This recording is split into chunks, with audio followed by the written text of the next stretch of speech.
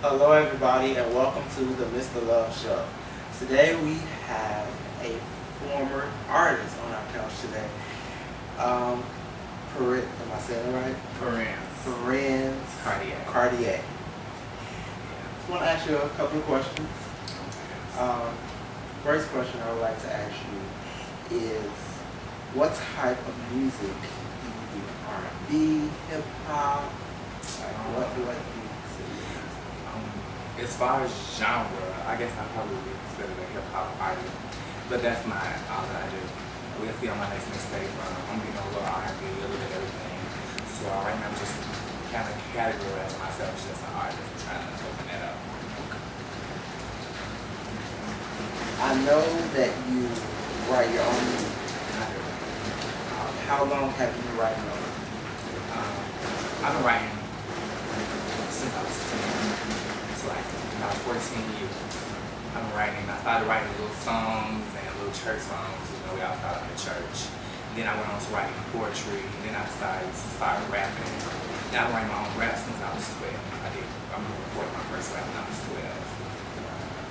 How old are you? 2 or 3. Wow, you're still going through.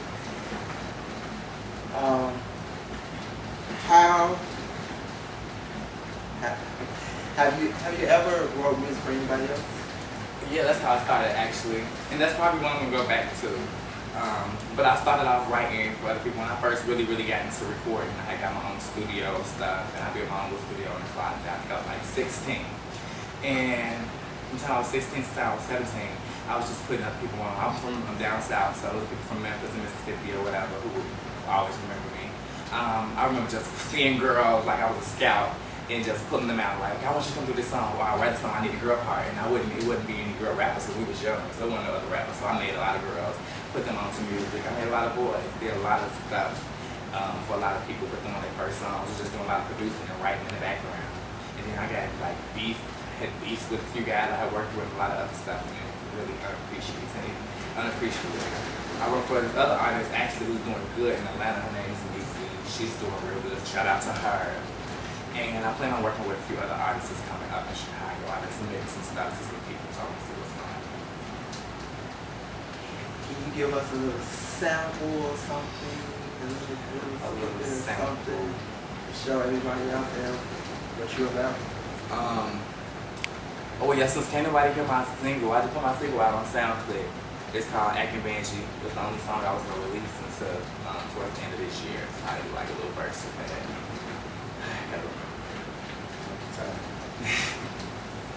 You can look at my fingers, I'm ready to go. It take a second, then I'm in my mode. I don't change the season, but I change the season. I'm breeding these niggas to come to my show. I take your will if you're rid of me that. We bitches not where I'm lyrically at. My trick is the stickers to play your position. My mission to assist that I'm bringing it back. Okay, I know that you worked with JR before. Can you tell me like what happened with that? What you and JR? Yeah, JR, I think he put me on, actually. But there's no hard feelings with JR. JR does what he does, whatever that is. He does that. I started off with him producing me or whatever. You know, he brings artists in, but he doesn't allow you to do music off of instrumentals. He only wants you to use his beats or whatever, so he can be able to put them on iTunes. And so that was our main problem there, that I didn't want all the beats. I wanted to do a mixtape. I was going for something a little bit different than what he had for me. I did a single for him, the remix to Mr. Irrelevant. It was this to Brian. Me and my best friend rapping out on that song. He put it up. He had a lot of motherfucking comments and a lot of views. Then he took it down after we stopped working with him. I worked with him twice. I tried it again by myself. At first I came on with me and rapping. He wanted us to be a group. You know, he still held on to his group. I seen him put out a lot of groups after us. We was the first initial JI group. And it just didn't work out. We recorded a lot of stuff with him, with me and Rabbit, that didn't get put out. So we came back. I ended up running into him again somehow. I don't know how. And ended up trying to see if I could record some stuff with him by myself. It was the same issue. He wanted to use all his beats, and I just didn't want to do that stuff. Stopped working with him, and he kept all of all of his beats. Do you think that it was some type of jealousy issue between you? No, I remember a conversation. I'm not gonna say jealousy. I remember a conversation. The last conversation me and him had was kind of like a big blowout or whatever. And I told him that I felt like he felt like he was like the Godfather, like he was putting us on, and he was giving these people these talents, and these talents was brought to him, and he was giving people a platform because, you know, he is capable. He networks a lot. He does a lot of social media stuff that I can't do. But I believe it was because not so much the jealousy of my development. And I felt like my development was way above his. And no matter how long we did it, I still felt like I was a more developed artist. I felt like it was things that I could have taught him. And he didn't feel the same way. So big ups to JR. He's the king of gay hip hop, right? Big ups to JR. Yes. All right. Are you single? Am I single? No, I'm not. I'm not single. I haven't been single for a year. On August 12th, that was my 1-year anniversary to my boyfriend Apollo. Everyone who knows me and knows me on Facebook knows Apollo is my boyfriend. About how long have you all been together? We've been in a relationship for a year. We say we was kicking it or dating, whatever you call it, for like a year and like a year and a half or whatever. That was my good friend first. Can you kind of elaborate about like what keeps a good relationship? What do you think it keeps a good relationship going? I don't know. I think basically, and this is something my mom taught me. It's kind of crazy, but you have to kind of reform yourself to every situation that you get into.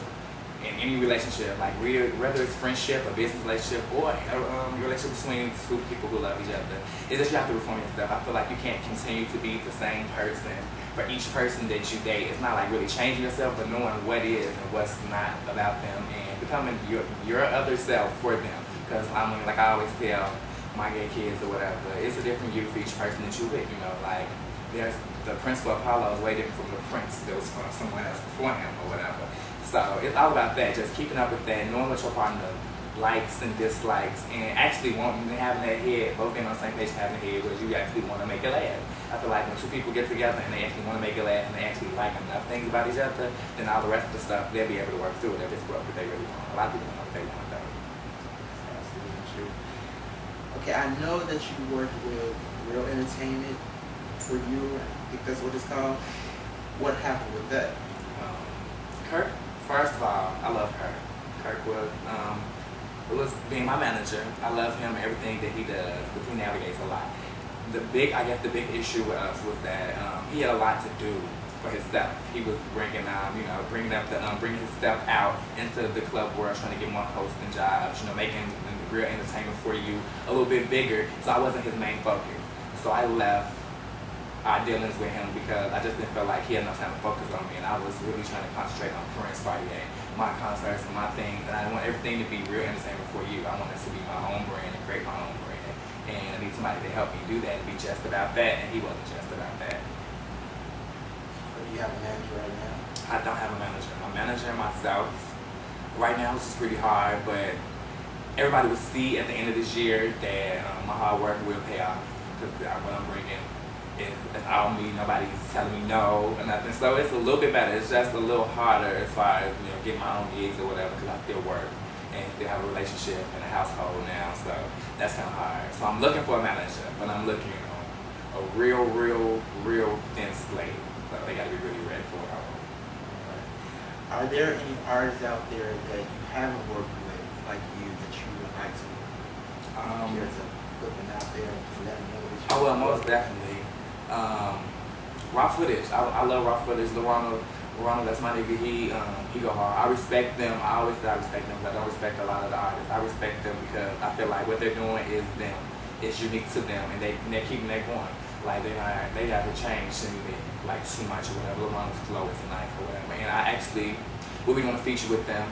Can't say too much about that, but I will be doing a feature with them. You guys will hear. Sometime this month, actually. Sometime this month. September. I'm thinking it's still I look forward to it. Yeah, I love that. Other than that, there's one other person that I actually would like to work with, but he's not even a rapper, so I'm trying to pull him out. He does all the rapping. Elmo Sesame, one of my best friends. And he real good. So if I can get him out, I'm putting him on the track. And I have a track for Keith, actually. Keith Bad, Minaj, whatever he's calling himself. I like certain aspects of his flow or whatever.